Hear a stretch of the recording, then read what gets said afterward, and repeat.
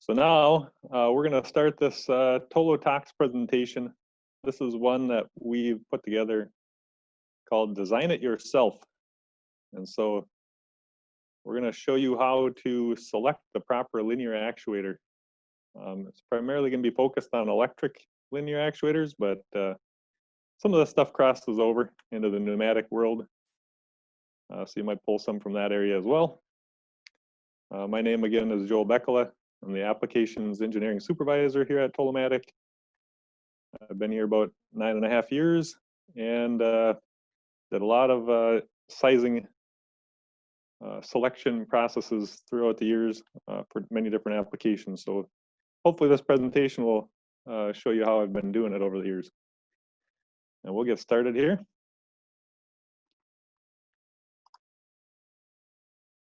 All right, so to give you an idea, we'll just walk through the introduction to Tolomatic and also the linear actuator selection process.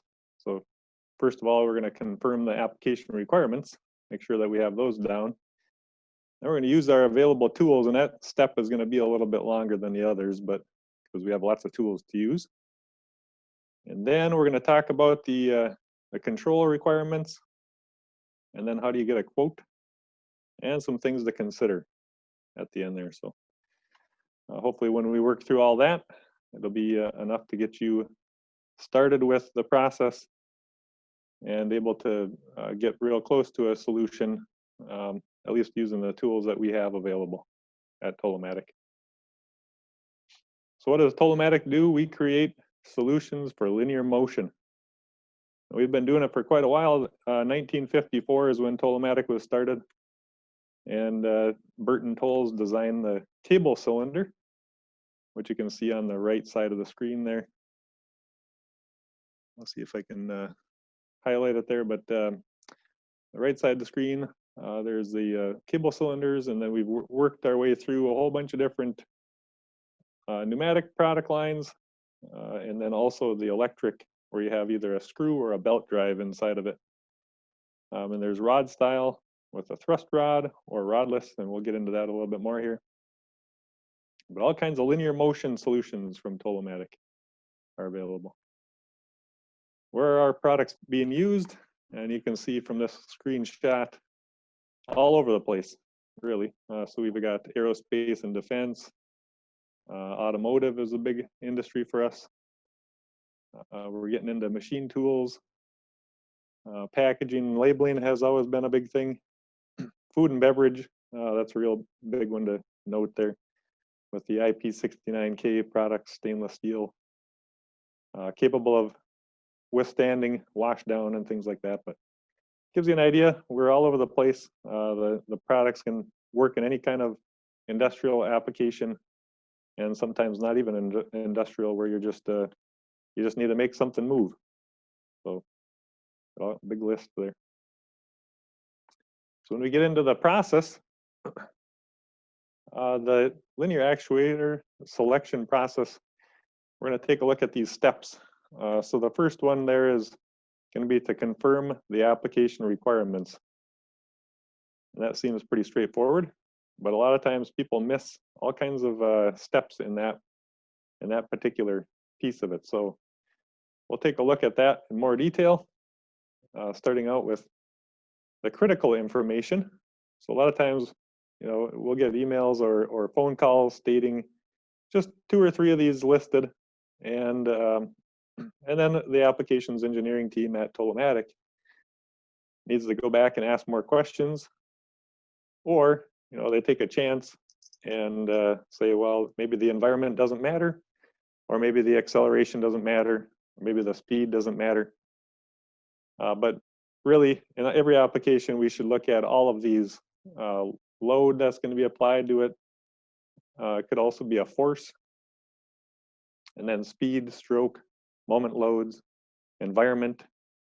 And then if you need to accelerate real fast, or if it can be a slow acceleration with an electric solution, we should probably know about that as well.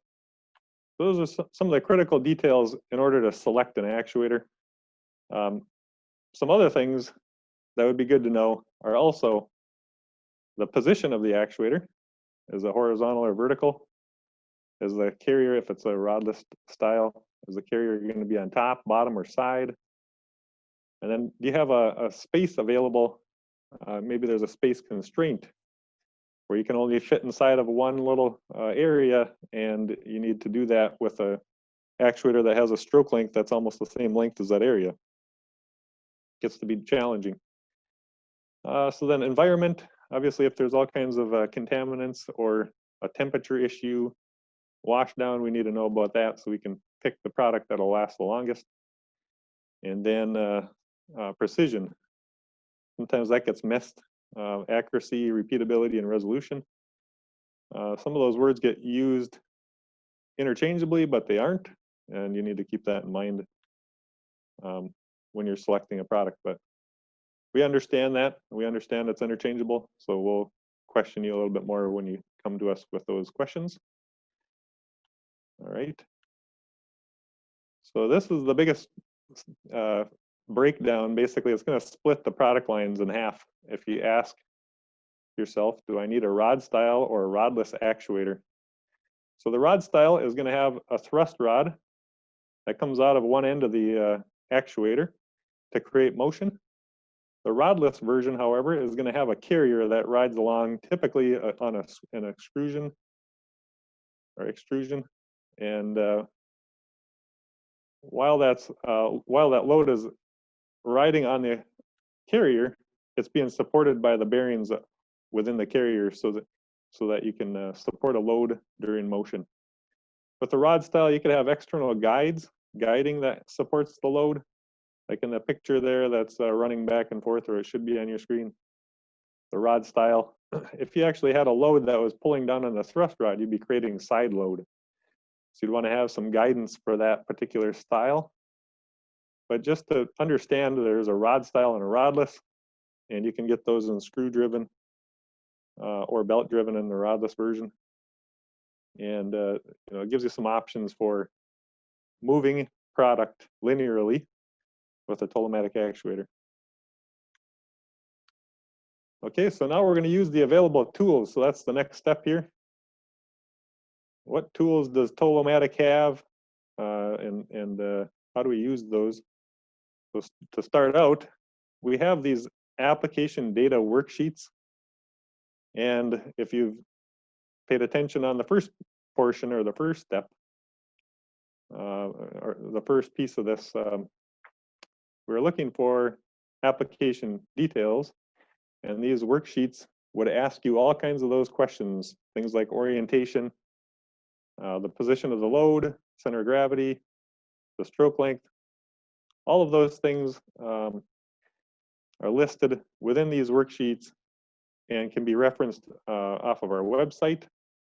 There's a spot on our website where you can download these.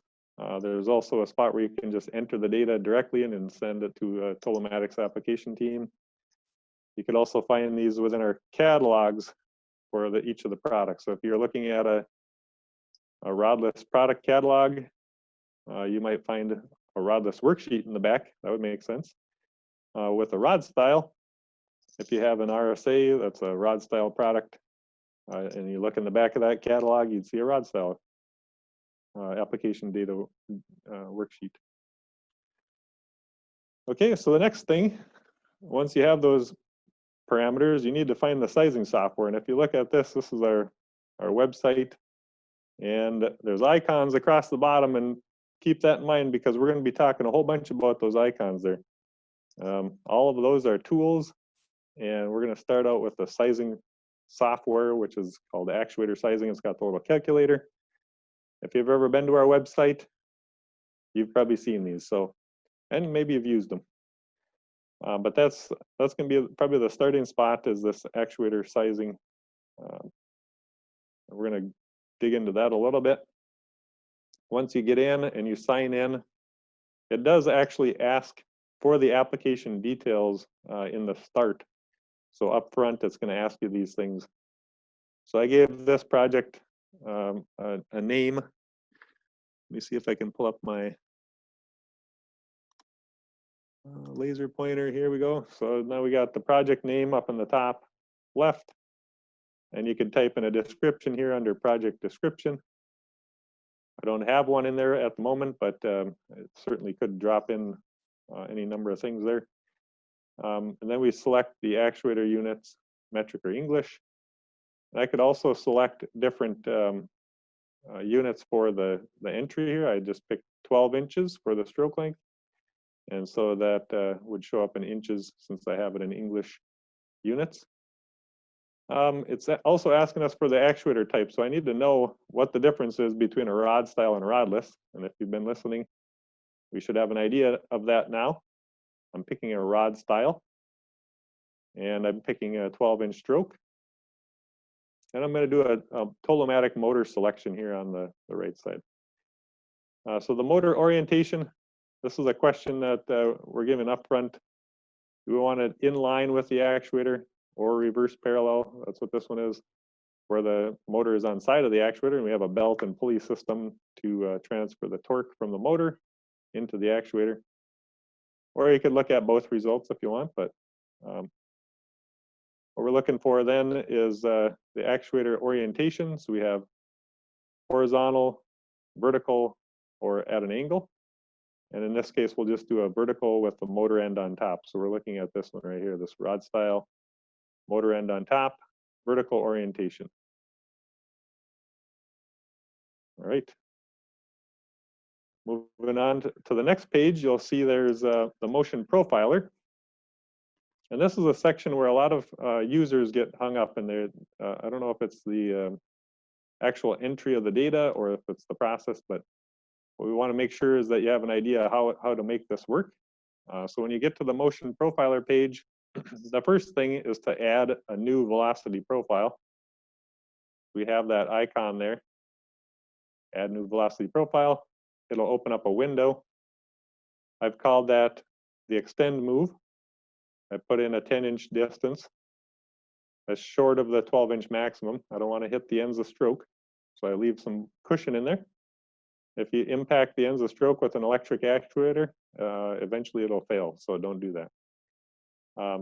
If we have just short of the maximum allowed stroke length, then it allows for some buffer on the ends, and you can have a long-lasting solution that way. All right, so then the motion direction, you either have forward or reverse. So forward away from the motor or reverse, I'm going to go forward. So I was going to start at the motor end. I put in a time here of 5 seconds for the motion. And then I also have a trapezoidal motion profile type selected. And that's just a 1/3 of acceleration, 1/3 maintained speed, and then 1/3 deceleration. So it's a simple trapezoidal profile. And then if you click on the add velocity profile on the bottom, it will actually bring it in and make a graph at the top. So that that data entry was the first 3 lines here that I did. This is trapezoidal. And so that would be a velocity profile. This is velocity in inches per second on the left side of the graph. And then at the bottom, we have time in seconds. And you can see it took right around 5 seconds there. Okay, so now, once you go out to your position, you probably want to come back. So I added another profile to come back the other direction and bring it back to the 0 location. And this is showing velocity and time. So you have to think about it a little bit differently. Sometimes it shows, some of these graphing engines will show distance or position and time. This is velocity. So we're moving during these moves at a certain velocity and getting to a position and then coming back the other way. We reverse the velocity in negative direction, so it will come back to 0. Okay, so once we get the profile in, then we want to add our loads and forces for that particular move. And the load that I put in here is going to be called a tooling load. So I called it tooling. I did the add new load icon, and then this window popped up, add load. So I'm going to call it load name of tooling. The load is 10 pounds. We'll call it 100% supported by the actuator because it's going to be down below the actuator. We also have this center of gravity. If it's offset at all, you can put those numbers in. We want it to be positioned centered underneath the actuator, under the thrust rod, so that there's no moment loading on this particular rod style. And also this add moment prevention, I checked the box. If there was some side loading, but I had external guides to prevent it from deflection, I could check that box and allow for the calculations in the sizing software not to take that offset into account, or the side loading into account, because the external guides would take care of it. So the last piece of it is to make sure the checkbox is selected for the profile types there. So I put it on the first profile. In this case, I'd probably want to have it on both. So you'd have the check boxes for that. And then you just add the load at the bottom. And that would bring you through that portion of that's the motion profiler. Now we get into the product selection piece. And this is where you might have some questions about which one do I pick, because you can see I have many different options. There's 7 options here, and maybe I don't know which one to go with right off the top. If you don't have any idea which one to select, we do have defaults in here. That's what these are. The bold numbers are just the default selection. So if you just continued on, you'd probably end up with an RSA, ERD, or IMA solution. You could also narrow it down by clicking on those bold numbers and selecting only 1 or 2 different sizes. Or you could select more by checking on clicking on the sizes, or checking the boxes at the top above the pictures in this area here. The trouble is, if you select too many of them, then you have a big list further on that we'll show you. And the larger that list is, the harder it is to find the solution that you want. So at this point, you might want to take a trip over to the or actually our website, tolomatic.com, and take a look at the product families just to get a better idea. But if you have an idea like the RSA industrial product, maybe I want to go with that, or the ERD. I've got a couple different variations of that. Some of them are wash down. Some of them are good for a pneumatic replacement. But we'll take a look at these, and I'll show you a little bit more moving forward. At the bottom of that page, you have a selection for the screw. And the default right now is ball screw or roller screw. And so I've got those selected, but we'll move on and see what kind of list we had here. All right, so then motor selection is the next piece. And we just want to understand, is it going to be a Tolomatic motor? And we had picked the Tolomatic motor earlier on in the software, so it's going to show us the list of Tolomatic motor types available. And we have an integrated motor and drive, that's the ACSI. We have a servo motor, that's the ACS servo motor, and then a stepper version of that. We also have the integrated servo, that's the IMA. I didn't select that on this particular one, but it had the IMA selected earlier, and so it's still checked there. You could also change to a non-Tolomatic motor solution if you wanted to try something else. So maybe you had a different motor line that you're used to using, and you could change here on the blue text, and it would bring you to the YMH version of it. And so then you'd have either the ACSI, that's the integrated Tolomatic motor, or the ACS, that's the non-integrated, or you could pick a third-party motor with the Your Motor Here program. So once you get through that, you're into the passing results. There's a long list here, and actually there's 5 pages shown here as far as the product. So I could go through and look at each one of these. If you're just looking at the configuration, it's probably difficult to understand what's happening with it. But if you go down to the bottom, I put a little arrow down here. It's a quick review options. So each one of these, there's motor specifications, screw belt, critical speed, and then in this case it's going to be a screw driven, and then screw force is the last icon here. So the screw force would be, if you clicked on that, it would show you the maximum available, and then what would be used in this particular application. All right, so it's also listing them by a price here, so I have a price factor. If you were signing in, you'd probably see a factor. I'm seeing a price because of my Tolomatic sign-in shows me the price there, but you'd have a price factor. And then you get into the options once you select one. And the options would allow you to add on all the features. So like rear mounting, I have a foot mount selected there. On the right side, there's a rod end. So I'm going to pick the spherical rod end for that side. You could pick all kinds of different options here, but I'm just showing you that it can be done. To add more things, you could add switches and leads as a tab. You could add a drive and cables. In this case, I had picked a integrated ACSI motor, so I have the drive included, but I did add cables. And then additional options, maybe you need something else, a different lubrication, an IP rating or something to that nature. You could add it. During this portion of it, that's the options portion. And then once you're done selecting all the options, you continue to the next step here.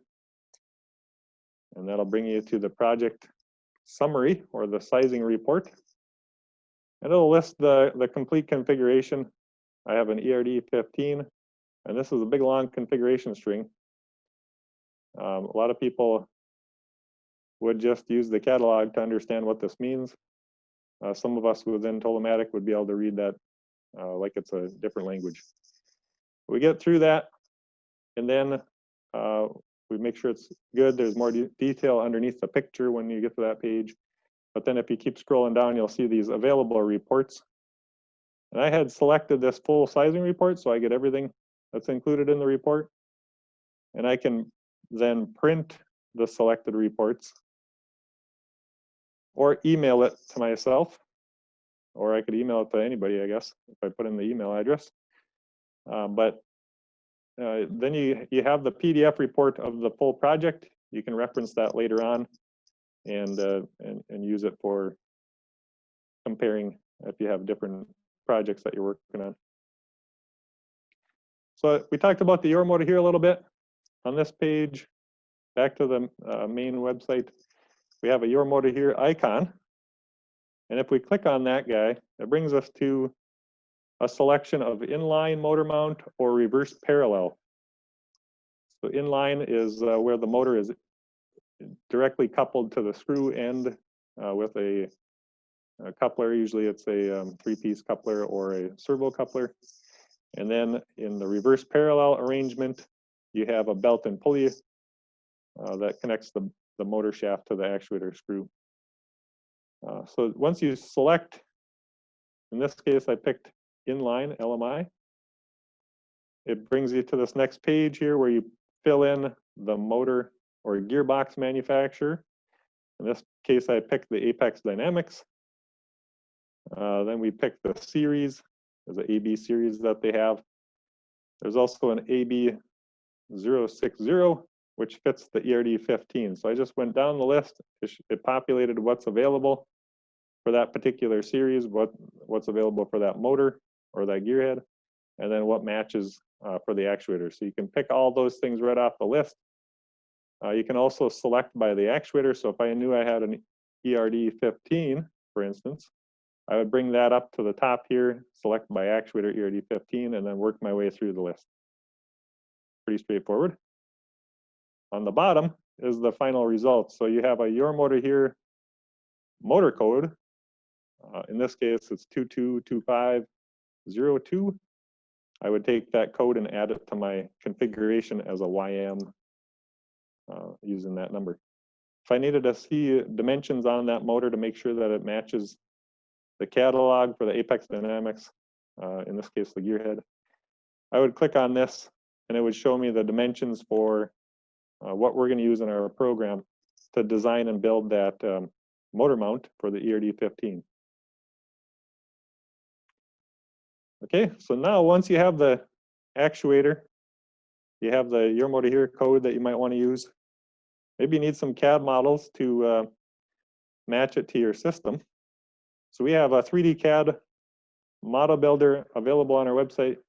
If you saw back in the sizing software, there's actually a selection where you can pick that, and it'll generate a CAD model and send it to you right from the sizing software. So you don't necessarily need to go into this step. But if you wanted to make some adjustments from that and you didn't want to use the sizing software to do it, you could go into this CAD library. It's the 3D CAD or model builder, we call it, I guess.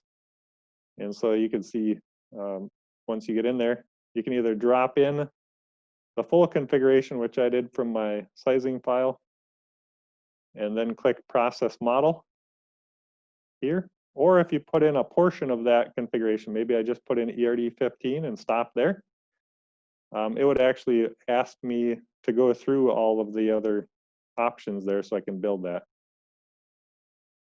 Underneath that, there's a configure your selection. You can actually build these up a different way as well.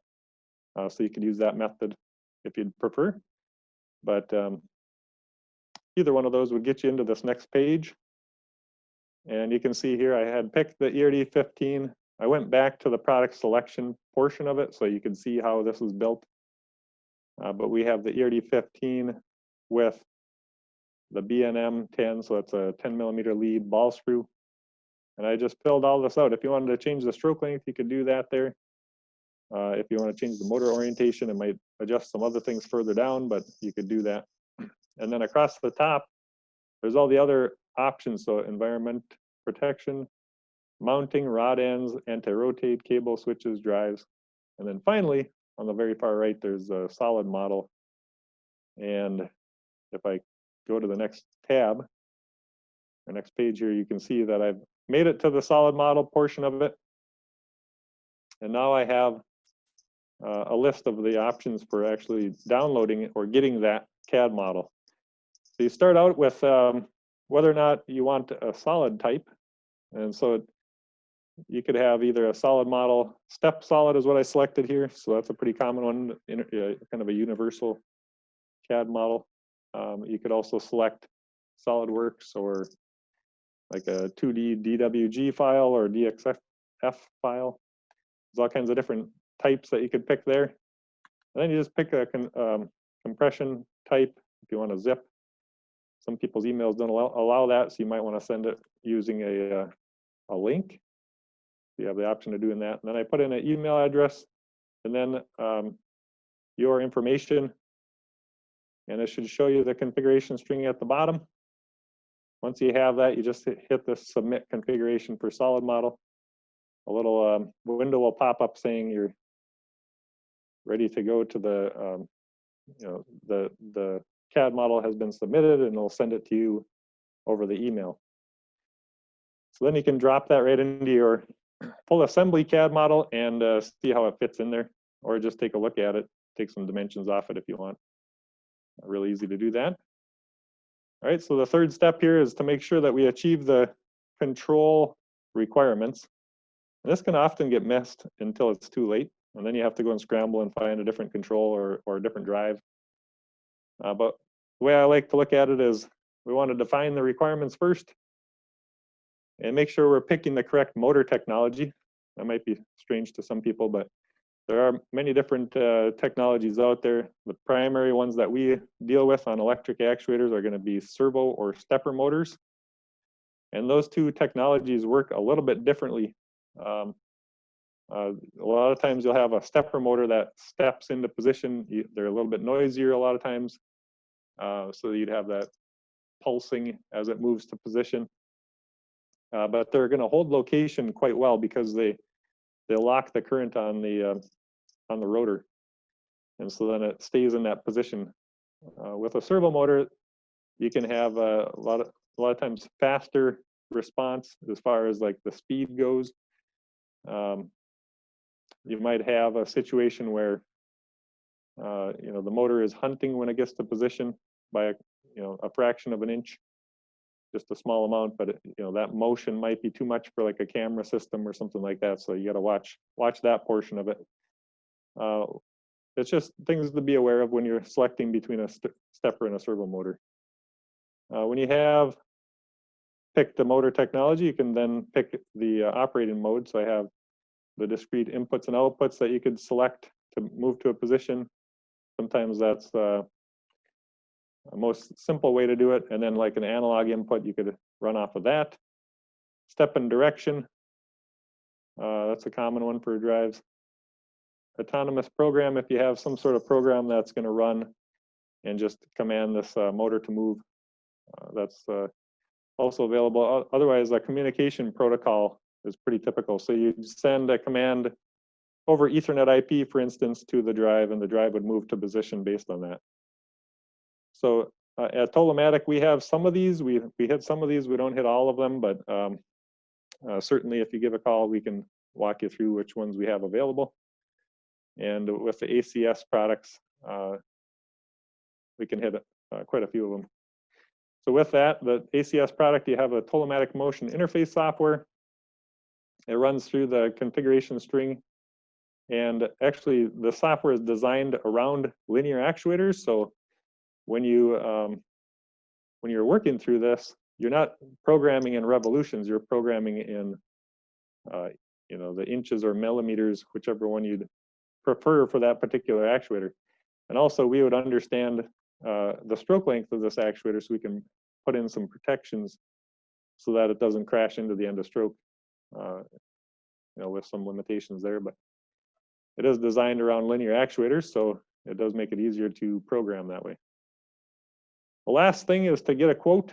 And so obviously you have an actuator configuration now, maybe a motor and drive package that you had picked out.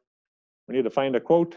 So luckily, your local ToloTalks distributor can help you.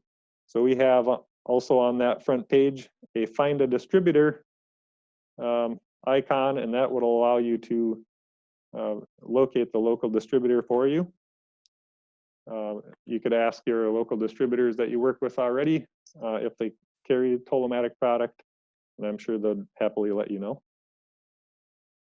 Otherwise, you could call ToloTalks, and this is our direct number, and at the bottom of the screen there. And ToloTalks would allow or list the distributors available as well. So things to consider while you're going through the selection process. We're almost done here, so thanks for hanging with me. Consider this. We have two different drive types. There's a screw-driven and a belt-driven. And typically with the screw-driven, you'll have a higher thrust capability, but with the belt drive, you'll have a higher speed capability. So there are unique benefits to each of those. The belt-driven isn't readily available with a rod-style actuator. Unless you're looking at a special solution at the moment. But with a rod style, you'd be looking at a screw-driven in most cases, and you'd be able to get to that higher thrust capability with those rod-style screw-driven actuators. Okay, and then within that screw-driven product family, you do also have different screw types available. So this is a little bit overwhelming maybe to some people. We have a solid nut, ball nut, roller nut, and bronze nut. We list them all off here, and then we also show the features or benefits of each one of them. So a lot of times the solid nut's going to be quiet and lower cost. Ball nut's going to be more efficient. Roller nut's going to have a longer life and a higher thrust capability, and then the bronze is going to have a good holding torque capability. So if you want to lock into position or something like that. So just a quick rundown, things to consider when you're going through the application process, picking an actuator. We have facilities all over 4 different places now. So there's one in our headquarters is in Minneapolis, Hamel, Minnesota of the US, and then Germany, there's an office there, China, and a service center in Mexico. So you can kind of spread out here.